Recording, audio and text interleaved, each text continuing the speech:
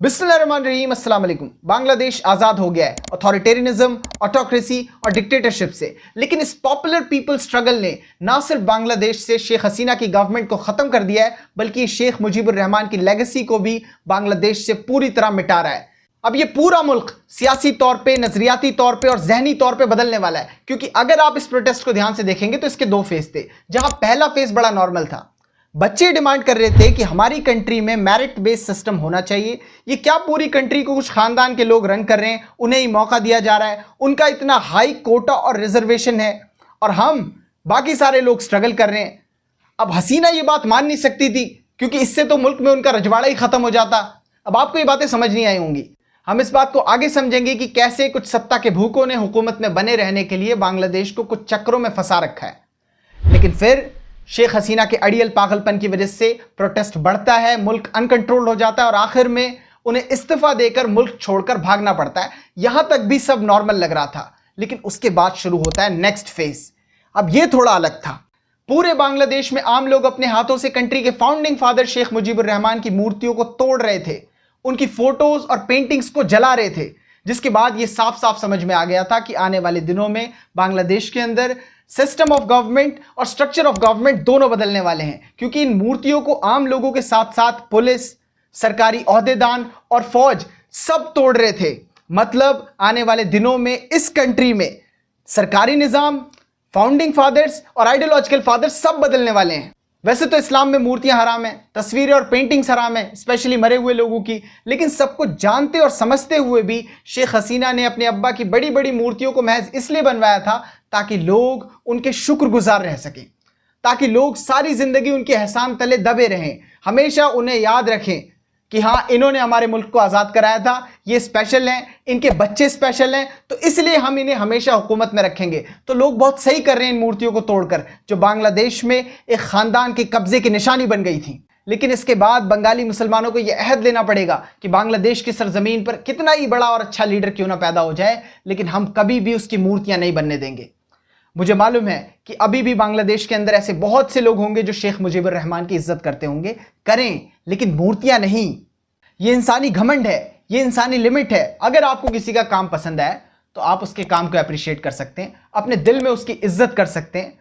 अगर वो मर गया है तो आप उसे उसके अच्छे कामों के लिए याद रख सकते हैं। उसकी मूर्ति बनाकर उसकी पूजा करनी मत शुरू कर दो, क्योंकि वो भी हमारी तरह एक आम आदमी, एक इंसान ही था। जिन लोगों को इंडिया में बहुत बुरा लग रहा था कि बताओ, अगर गलती हसीना की थी तो शेख मुजीबुर रहमान की मूर्तियां तोड़कर उनकी बेइज्जती करने की क्या जरूरत थी। ये उनकी डिसरिस्पेक्ट नहीं है, ये इस्लाम है। इस्लाम में अगर किसी बड़े पैगंबर की भी मूर्ति बना दी जाए तो मुसलमानों को हुक्म है कि उसको तोड़ दें। क्या ये बात हसीना को नहीं मालूम? एक मुसलमान देश में पैदा होकर, एक मुसलमान घर में बड़ी होकर, एक मुसलमान होकर उन्होंने क्यों ये मूर्तियां बनवाई? बांग्लादेश के स्टूडेंट यूनियन वालों को ये इंश्योर करना पड़ेगा कि अब और मूर्तियां नहीं। उन्हें अपनी इस्लामिक हेरिटेज की इज्जत करनी होगी, अपने इस्लामिक कल्चर, कस्टम्स और शरीयत की हिफाजत करनी होगी। हिंदुस्तान में जो लोग शेख मुजीबुर रहमान की इज्जत को लेकर फिक्रमंद थे और ये कह रहे थे कि हिंदुस्तान के मुसलमान इस पर कुछ बोलते क्यों नहीं, वहां उनकी बेइज्जती हो रही है। मेरे भाई, शेख मुजीबुर रहमान की इज्जत करनी या नहीं करनी ये बांग्लादेश के लोग डिसाइड करेंगे। हम कौन है ये बोलने वाले?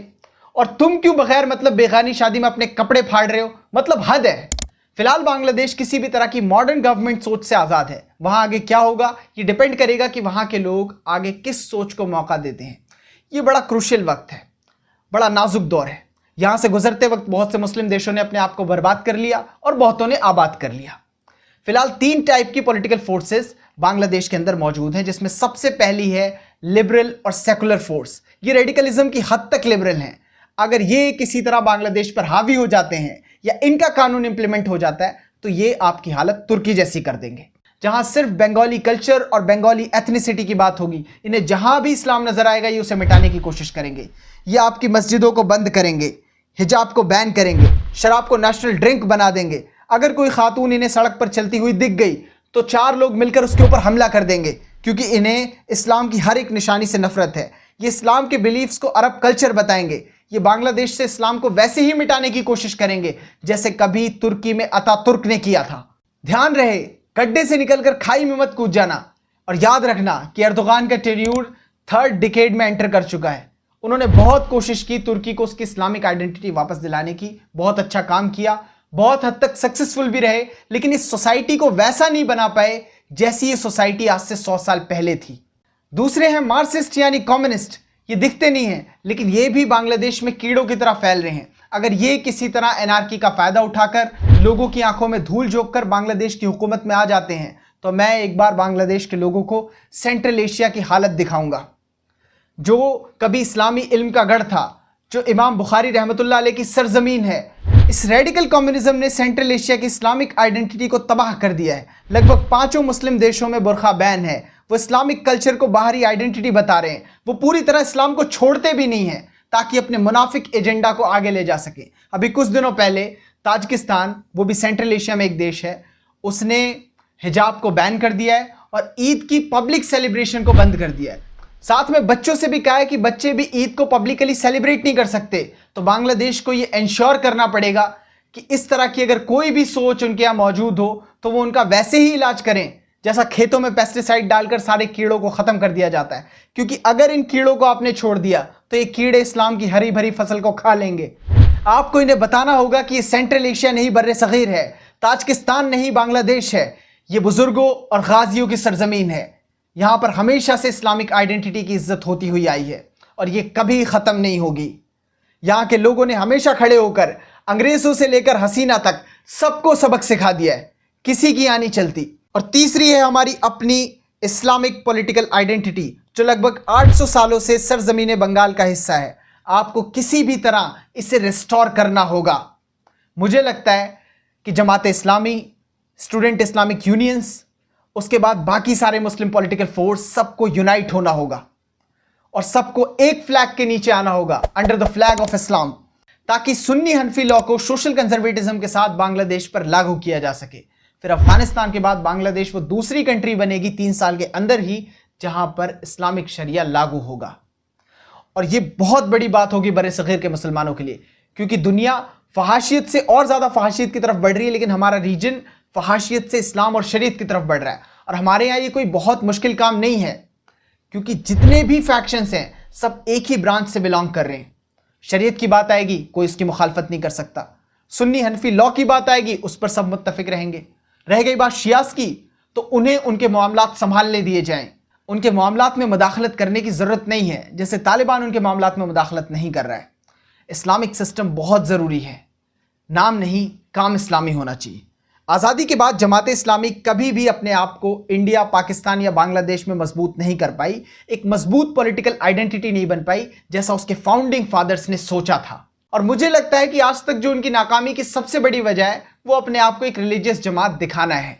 क्योंकि अगर वो अपने आप को सियासत से नहीं मजहब से जोड़ते हैं, उसके बाद जमात इस्लामी के स्कॉलर्स कोई गलती करते और कोई आइडियोलॉजी देते हैं जो इस्लामिकली करेक्ट नहीं होती और मुसलमान उसे इस्लाम का हिस्सा मानने लगते हैं, और यहीं से शुरू होता है क्लैश आपके और मदारिस के बीच में। उन्हें आगे आकर आपको आपकी गलतियां बतानी पड़ती हैं। देवबंद को, मंजूरुल इस्लाम को, जामिया अशरफिया को, या हिंदुस्तान, पाकिस्तान और बांग्लादेश में जितने भी लीडिंग दारुल इफ्ता हैं सबको। तो आपके लिए ज़रूरी है कि आप उनके साथ क्लैश ना करें, बल्कि उनका सुपरविजन लें। इस्लाम और शरीयत का काम उन लोगों पर छोड़ दें जो सब कुछ छोड़कर इस्लाम का काम कर रहे हैं। आपको मौलवियों से भिड़ना नहीं है, उनका मशवरा लेना है, अपनी गलतियों को तस्लीम करना है। आज तक जमात की खस्ता हाली की वजह आप लोग खुद ही थे। मुसलमानों को मुत्तहिद कर कर एक पॉलिटिकल आइडियोलॉजी देनी है। बांग्लादेश की जमात इस्लामी की कहानी भी एक ही जमात इस्लामी हिंद से शुरू होती है। हिंद तकसीम हुआ, एक बनी जमात इस्लामी पाकिस्तान, एक जमात इस्लामी हिंद। उसके बाद पाकिस्तान भी तकसीम हो गया, एक नई जमात इस्लामी वजूद में आई, जमात इस्लामी बांग्लादेश। फिर इन तीनों से अलग हटकर एक और जमात इस्लामी है, जमात इस्लामी कश्मीर। शेख हसीना ने बांग्लादेश की जमात के दर्जनों लीडर्स को फांसी दिलवाई है, उन्हें ऐसी जेलों में डाला है जहां वो ना सो सकते थे ना बैठ सकते थे। सवाल उठता है क्यों? क्योंकि पहली चीज़ तो ये कि ये लोग बांग्लादेश का इस्लामाइजेशन चाहते हैं, बहुत सी ऐसी चीज़ें चाहते हैं जो शेख हसीना की आइडियोलॉजी के खिलाफ है। और दूसरी चीज़ कि हसीना इन्हें रजाकार्स की तरह देखती है, मतलब एक ऐसी पॉलिटिकल फोर्स जो जब बांग्लादेश बन रहा था तो उसकी मुखालफत कर रहे थे। उनका मानना था कि पाकिस्तान नहीं टूटना चाहिए। उसमें जो सबसे पावरफुल फोर्स थी वो जमात थी। जमात का कहना था कि अगर कोई मुल्क को तोड़ता है, किसी मुस्लिम देश को, तो ये इस्लाम के खिलाफ है और हम पाकिस्तान को नहीं टूटने देंगे। उन्होंने एक लंबी चौड़ी कैंपेन चलाई थी। तो एक दूसरे के ये लोग नेशनल दुश्मन हो गए क्योंकि हसीना की फैमिली इस पूरी कैंपेन को लेड कर रही थी। फिर हुकूमत में आने के बाद हसीना ने चुन चुनकर जमात के लीडर्स से बदला लिया, जो कोई अच्छा और समझदार सियासतदान नहीं करता। ये मुखौटे के पीछे का वो असली चेहरा है जो बर्बरियत और जाहिलियत से भरा हुआ है। ये असली शेख हसीना है। और अब हसीना के जाने के बाद वो सबसे बड़ी इस्लामिक पॉलिटिकल फोर्स की तरह उभर रहे हैं। वो किंग मेकर्स तो 100% बनेंगे ही, लेकिन अगर मेहनत की तो बांग्लादेश की हुकूमत में आना भी उनके लिए कोई बहुत बड़ी बात नहीं होगी। ये वक्त है जब जमात सारे मुस्लिम फैक्शंस को यूनाइट करे और इस्लामिक शरिया के इंप्लीमेंटेशन के लिए एक मुहिम चलाए, और फिर से इस बात को याद रखे कि वो एक रिलीजियस फोर्स नहीं है, एक पॉलिटिकल फोर्स है। उसी तरह एक्ट करे और मजहब के मामले में आप ना सिर्फ बांग्लादेश बल्कि पूरे बर्रे सगीर के आलिमों का सुपरविजन लें। बांग्लादेश की जमात इस्लामी को जो ताकत मिलने वाली है वो आज तक पूरे साउथ एशिया में इनके किसी भी फैक्शन को नहीं मिला है। शेख हसीना पर बच्चों का गुस्सा इसलिए भी था क्योंकि वो एक कभी ना खत्म होने वाला जाल बुन रही थी बांग्लादेश में, जिससे वो और उनकी फैमिली हमेशा बांग्लादेश की हुकूमत में बनी रहें। अभी ये रूल कर रही है, बाद में इनका बेटा आ जाएगा, इसलिए वो इतनी बकवास कर रहा है मुल्क से बाहर बैठकर प्रोटेस्टर्स के खिलाफ। आपकी माँ जब वापस आएंगी तो वो हिसाब किताब देंगी अपने गुनाहों का, 1000 लोगों के कत्ल का, इलेक्शंस लड़ने नहीं।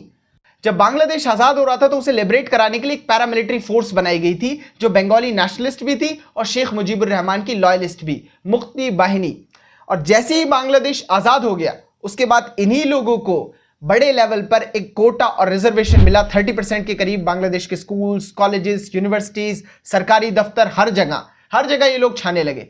उसके बाद जब ये फर्स्ट जनरेशन खत्म हुई तो इनकी नेक्स्ट जनरेशन मतलब उनके बच्चों को भी ये सेम चीज दे दी गई। देन आफ्टर शेख हसीना ने कहा नहीं, इनके ग्रैंड चिल्ड्रंस को भी वही कोटा और रिजर्वेशन मिलना चाहिए, यानी कि इनडायरेक्टली एक एलीट क्लास तैयार की जा रही है जो सरकार की वफादार हो, एक फैमिली की वफादार हो। तो उन्हें कौन ही हुकूमत से बाहर निकाल पाएगा। और ये जो 30% रिजर्वेशन है ना हसीना के टेन्यूर में, ये सिर्फ दिखाने का है। ये 60% के करीब मुक्ति वाहिनी के ही बच्चों को दे रहे हैं रिजर्वेशन। मतलब जो हसीना का है उसका सब कुछ और जो उनके मुखालिफ है उसके लिए बस जेल। और अभी देखो दोनों माँ बेटे कैसे घड़ियाल के आंसू बहा रहे हैं। आप खुद ही सोचो, कितना इंटेलिजेंट बच्चा क्यों ना हो, उसने कितनी मेहनत क्यों ना की हो, लेकिन बड़े ओहदे पहले से ही तय हैं। दुनिया का कौन सा स्टूडेंट इन बकवास को तस्लीम करेगा।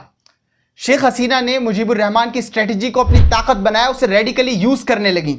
इसलिए मुल्क का गुस्सा हसीना के साथ साथ मुजीब पर भी कहर बनकर टूट गया। ये सारी बातें जस्टिफाइड हैं। हिंदू नेशनलिस्ट और लिबरल्स की बकवास सुनने की कोई जरूरत नहीं है। सड़कों पर 1000 लोगों का कत्ल हुआ है। इस तरह के किसी भी पॉलिटिकल स्ट्रगल और प्रोटेस्ट में हमेशा कुछ एंटी सोशल एलिमेंट्स होते हैं, क्योंकि लॉ एंड ऑर्डर बसता नहीं है। मिलिट्री और पुलिस दूसरे कामों में मशरूफ होती है। तो कुछ जाहिलों ने माइनॉरिटीज के ऊपर अटैक्स किए, उनकी इबादत गाहों को नुकसान पहुंचाया। लेकिन ये इतने लार्ज स्केल में नहीं हुआ था जैसा 2002 में गुजरात के मुसलमानों के साथ हुआ, दिल्ली में हुआ, या हिंदुस्तान में माइनॉरिटी परसिक्यूशन की जो एक लंबी हिस्ट्री है, या 1984 में मजलूम सिखों के साथ हुआ। क्योंकि 99% जो वीडियोस फ्लड कर रही थी इंटरनेट पर वो झूठी थी, उन्हें एक्सपोज कर दिया गया है। लोकल चैनल्स ने भी एक्सपोज कर दिया, अल जजीरा ने भी एक्सपोज कर दिया। लेकिन उसके बावजूद भी अगर मुसलमान देश में एक सिंगल माइनॉरिटी के घर पे भी अटैक हुआ हो तो ये शर्मनाक चीज है। जमात के अमीर और स्टूडेंट यूनियंस के लीडर्स ने खुद आकर लोकल हिंदू लीडर्स से मुलाकात की, यूनिटी का पैगाम दिया, हमलों की मजम्मत की और ये कहा कि हम खुद आपकी हिफाजत करेंगे। पूरे बांग्लादेश के कोने कोने में ये देखा गया कि लोकल मुस्लिम्स ने हिंदूज और दूसरे गैर मुस्लिमों की इबादत गाहों की और उनके घरों की खुद हिफाजत की। ये समाज की रिस्पॉन्सिबिलिटी है, ये एक इस्लामिक ड्यूटी है। हिंदू भी आपके अपने लोग हैं, वो बंगाली हैं, वहीं के हैं, कहीं और से नहीं आए। आपके लिए ज़रूरी है कि उनकी हिफाजत की जाए, ये पैगाम रसूल है। इस वक्त बहुत ज़रूरी है कि लॉ एंड ऑर्डर को दोबारा से बांग्लादेश में मेंटेन किया जाए, वायलेंस खत्म हो जाना चाहिए। और जो भी लोग पॉलिटिशियंस की मूर्तियों को तोड़ रहे हैं वो उसे पीसफुल मैनर में करें। पाकिस्तान और बांग्लादेश में एक बार फिर से अच्छे रिलेशंस होने चाहिए। साउथ एशिया के मुसलमानों का जुड़े रहना बहुत ज़रूरी है। यह हसीना वाजिद की सबसे बड़ी कमी थी कि उन्होंने पाकिस्तान के साथ ठीक रिलेशंस नहीं रखे। उसके बाद इंडिया के साथ भी उसी तरह पीसफुल, फ्रूटफुल और ब्रदरली टाइज होने चाहिए। ये बांग्लादेश की इकोनॉमी के लिए बहुत ज़रूरी है। किसी भी नई पॉलिटिकल फोर्स को 1% भी एंटी इंडिया नहीं होना चाहिए। चाइना के साथ भी एक बैलेंस ज़रूरी है और मोस्ट इंपॉर्टेंट है वेस्ट। बहुत सारे बांग्लादेशी कह रहे हैं कि कोई डीप स्टेट फैक्टर नहीं है। गलत। वो बांग्लादेश में इंतशार फैलाना चाहते हैं। वो बांग्लादेश के अंदर एक मिलिट्री बेस बनाना चाहते हैं ताकि साउथ ईस्ट एशिया पर वो और अच्छे से कंट्रोल कर सकें। वो हमेशा चाहते हैं कि बांग्लादेश डिस्टर्ब रहे।